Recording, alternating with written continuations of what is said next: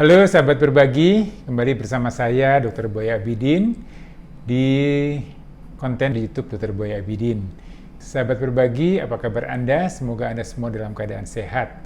Kali ini kita masih membahas mengenai COVID ya. Jadi walaupun banyak sekali informasi mengenai COVID, tapi masih banyak yang bertanya-tanya mengenai vaksin ya. Jadi vaksin COVID-19 terutama untuk ibu hamil dan ibu menyusui.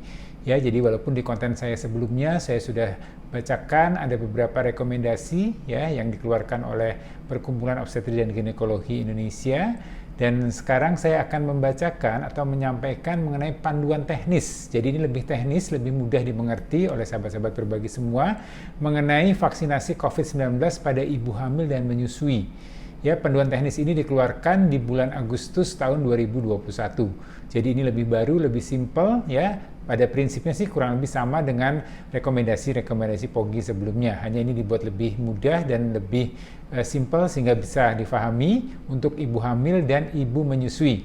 Ya, jadi kemarin kan saya hanya bicara mengenai ibu hamil, nah sekarang ini yang menyusui banyak juga yang bertanya nih setelah melahirkan, menyusui, apakah bisa diberikan vaksinasi. Baik, saya bacakan panduan teknisnya adalah sebagai berikut. Semua jenis vaksin yang ada saat ini dapat diberikan pada ibu hamil dan menyusui. Sinovac, Sinopharm, AstraZeneca, Moderna, Pfizer, J&J, atau Janssen. Ya, jadi ini bisa untuk ibu hamil dan ibu menyusui. Kemudian ibu hamil yang mendapat vaksinasi diutamakan kelompok sebagai berikut.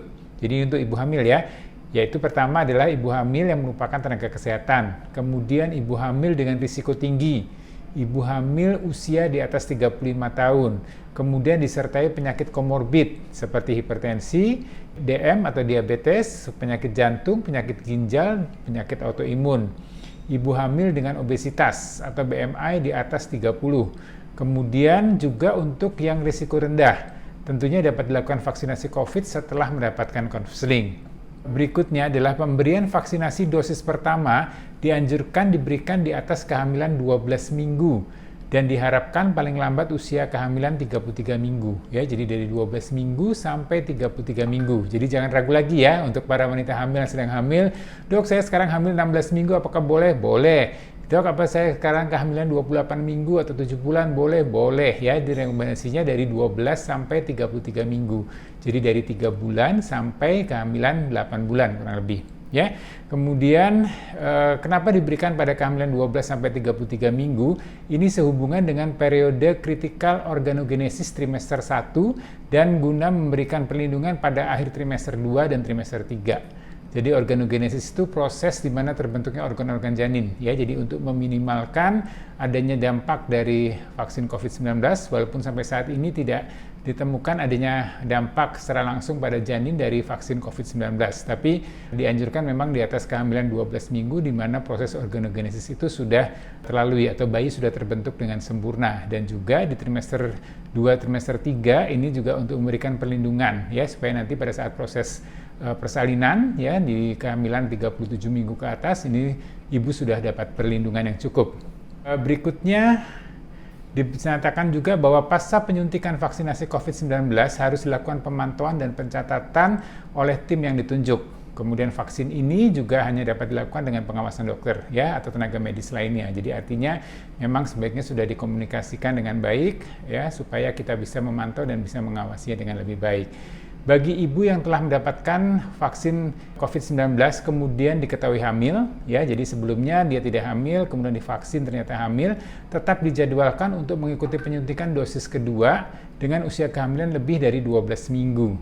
Ya, jadi kembali nih ya, yang bertanya banyak bingung nih, dok kalau saya divaksin, kemudian waktu vaksin yang pertama saya belum hamil, setelah itu saya hamil, nah kapan vaksin yang kedua? Vaksin kedua nanti setelah kehamilan 12 minggu. Ya, jadi intervalnya memang dibikin agak lebih jauh supaya lebih aman, jadi melewati trimester 1, melewati kehamilan 12 minggu. Kemudian di sini dinyatakan juga bahwa tidak dianjurkan untuk melakukan pemeriksaan tes kehamilan sebelum dilakukan vaksinasi COVID-19. Ya, jadi nggak apa-apa. Jadi kalau misalnya kita belum tahu hamil, nggak perlu juga dites ya. Kalau memang ada curiga hamil atau terlambat haid, ya sebaiknya dites dulu. Tapi kalau memang belum atau tidak dilakukan, nggak ada masalah, ya jadi tidak perlu dilakukan tes-tes. Jadi nanti kalau antri mau vaksin, ibu hamil nggak usah repot-repot itu ya. Divaksin aja, tapi kalau kemudian ternyata bulan kemudiannya positif hamil, vaksin yang keduanya ditunda. Ya, cukup jelas ya. Kemudian vaksinasi COVID-19 dapat diberikan pada pasangan yang sedang merencanakan kehamilan. Nah, ini juga banyak nih ya yang bertanya-tanya, dok, ini saya lagi program hamil, saya mau inseminasi, saya dikasih obat penyubur. Nah, kemudian apakah ini vaksinasinya harus ditunda terlebih dahulu? Oh, dinyatakan di sini di panduan teknisnya, vaksinasi dapat diberikan pada pasangan yang sedang merencanakan kehamilan. Ya, jadi nanti kalau memang ternyata hamil, vaksin yang keduanya ditunda sampai kehamilan di atas 12 minggu. Di sini juga tes kehamilan rutin tidak direkomendasikan sebelum vaksinasi. Ya, ini tadi untuk mempermudah, untuk mempercepat proses vaksinasi, karena kita harapkan dengan proses yang lebih cepat, maka lebih banyak lagi masyarakat Indonesia yang divaksin, termasuk juga untuk para ibu hamil dan menyusui.